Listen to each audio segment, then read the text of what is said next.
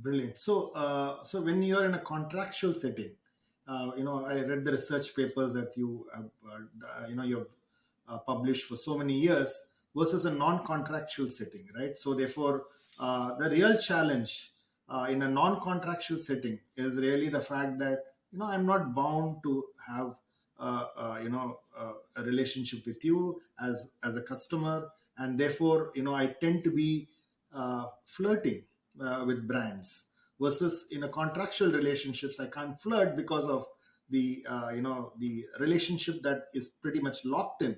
So given this, when I do customer based audit, would you discount these factors when you do customer based audit, and Oh, would that be a part of the overall working in the customer based audit? so let's first talk about that distinction because it is so vital. When we talk to companies about, if you had to split businesses up, usually they'd say B2B versus B2C or products versus services.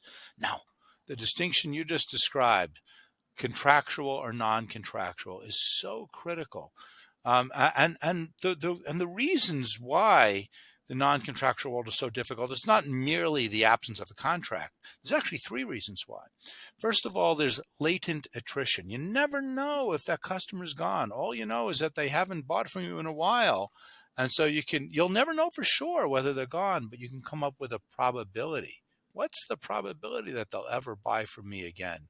So what's the probability that they're still alive as a customer? So problem number one is the idea of latent attrition, which in the contractual world, it's easy. I had a contract, I churn, I'm gone.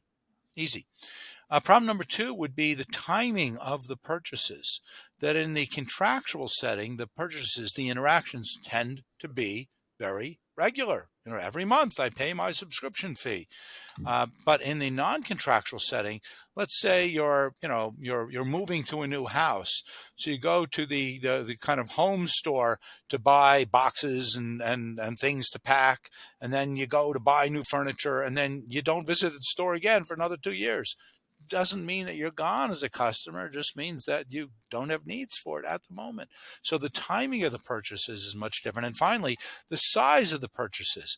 In the contractual setting, you spend pretty much the same amount of money on that magazine or that insurance policy or that telco subscription.